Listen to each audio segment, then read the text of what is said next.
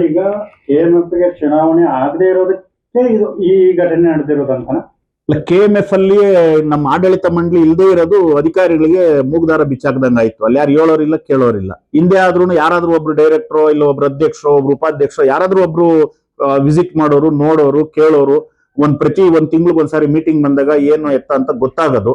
ಈಗ ಅಲ್ಲಿ ಬಂದಂತವ್ರು ಕೆಲವರು ಅವರು ಸ್ವಂತ ಆಸ್ತಿ ತರ ಮಾಡ್ಕೊಂಡು KMF ನ ಸಾಕಷ್ಟಾಗಿದೆ ಬಿಡಿ. ನಮ್ಗೆ ಆ KMF ಒಳಕೋಕೆ ಬೇಜಾರಾಗ್ತದ ಇವತ್ತು. ಇಲ್ಲಿ ನೋಡ್ರಿ ನಾವು ರೈತರು ಬಡದಾಡ್ತೀವಿ, ₹3 ಕೊಡ್ರಿ, ₹2 ಕೊಡ್ರಿ ಅಂತ. ಅಲ್ಲಿ ನೋಡಿದ್ರೆ ಅವರು 100 ಕೋಟಿ ಹಗರಣ ಮಾಡಿದ್ರೆ ನಿಮ್ಗೆಲ್ಲ ಮಾಹಿತಿ ದಾಖಲೆಗಳನ್ನು ನಮ್ಮ ಯಲಹಂಕ ಕ್ಷೇತ್ರದ ನನ್ನ ಸ್ನೇಹಿತ ಸತೀಶ್ ಎಲ್ಲ ದಾಖಲೆಗಳು ಕೊಟ್ಟವ್ರೆ. ಇದನ್ನ RCSಗೂ ಕೊಟ್ಟಿದ್ದೀವಿ. ದಯವಿಟ್ಟು ನಮ್ಮ ಮಾಧ್ಯಮದವರು ಇದನ್ನ ಸಂಬಂಧಪಟ್ಟ ಇಲಾಖೆಯ ಸಂಬಂಧಪಟ್ಟವರು ಗಮನಕ್ಕೆ ಬರೋವರೆಗೂ ಇದನ್ನ ತಲುಪಿಸ್ಬೇಕು. ಕೂಡಲೇ ಯಾರು ಪಶು ಆಹಾರದಲ್ಲಿ ಕೈವಾಡ ಐತೆ, ಪಶು ಆಹಾರ ಕಳಪೆ ರಾ ಮೆಟೀರಿಯಲ್ ಪರ್ಚೇಸ್ ಮಾಡಿರೋದ್ರಲ್ಲಿ ಕೈವಾಡ ಐತೆ, ಅವ್ರನ್ನ ಕೂಡಲೇ ಬಂಧಿಸಿ ಜೈಲಿಗೆ ಕಳಿಸ್ಬೇಕು. ಮಿಕ್ಕಿದ ತನಿಖೆ ಆಮೇಲೆ ಮಾಡ್ಲಿ, ಫಸ್ಟ್ ಜೈಲಿಗೆ ಹಾಕ್ಬೇಕು ಅವ್ರನ್ನ. ಯಾಕಂದ್ರೆ ಸಾಕಷ್ಟು ಹಸುಗಳು ಲೆಕ್ಕ ಹಾಕೊಂಡ್ರೆ ನಮ್ದು ಈ 3 ತಿಂಗಳಲ್ಲಿ ಕನಿಷ್ಠ 1.25 ಹಸು ಸತ್ತೈತೆ. ಅದ್ರಲ್ಲಿ ಬಹುತೇಕ ಫೀಡ್ದು ಸಮಸ್ಯೆ ಇರ್ಬೋದು. ಈಗ ನಮ್ಗೆ ನೋಡಿದ್ರೆ ಫೀಡ್ದು ಸಮಸ್ಯೆಯಿಂದ ಸತ್ಯವೇ ಅನ್ನೋ ಚನ್ನಪಟ್ಟಣದಿಂದ ಮಾಹಿತಿ ಬಂದಿದೆ.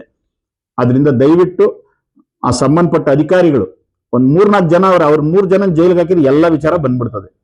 ಈಗ ಮನುಷ್ಯರಾದ್ರೆ ಹೇಳ್ಕೊಳ್ತಾರೆ ಸರ್, ಮೂಕ ಪ್ರಾಣಿಗಳ ವಿಷಯದಲ್ಲೂ ಕೂಡ ಈ ರೀತಿ ಮಾಡಿದ್ರೆ ಹೇಗೆ ಸರ್ ಇದು?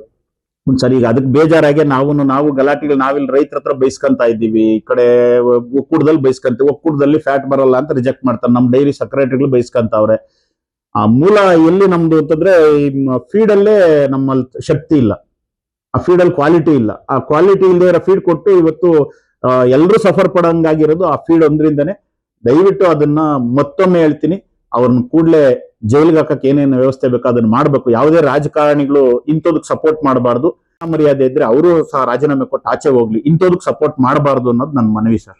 ಮುಂದಿನ ದಿನಗಳಲ್ಲಿ ಏನಾದ್ರು ಇದ್ರ ಬಗ್ಗೆ ಹೋರಾಟಗಳು ಸರ್ ಇದೇನಾದ್ರೂ ಅವರಿಗೆ ಇದಕ್ಕೆ ನ್ಯಾಯ ದೊರಕಿಸ್ಕೊಟ್ಟಿಲ್ಲ. ನಮ್ಮ ರೈತರಿಗೆ ಈಗ ₹106 ಕೋಟಿ ಫೀಡು ಬೋಗಸ್ ಫೀಡ್ ಕೊಟ್ಟವ್ರೆ. ಅದರಿಂದ ನಮಗೂ ಕೋಟ್ಯಾಂತರ ರೂಪಾಯಿ ನಷ್ಟ ಆಗಿದೆ ರೈತರಿಗೆ. ಇದಕ್ಕೆ ಪರಿಹಾರ ಕೊಡದೆ ಹೋದ್ರೆ 100% ನಾವು ಎಲ್ಲ ಏನು ನನ್ನ ದೊಡ್ಡಬಳ್ಳಾಪುರ ತಾಲೂಕಿನ ಎಲ್ಲ ಹಾಲು ಉತ್ಪಾದಕರು ಫೀಡ್ ಫ್ಯಾಕ್ಟರಿನ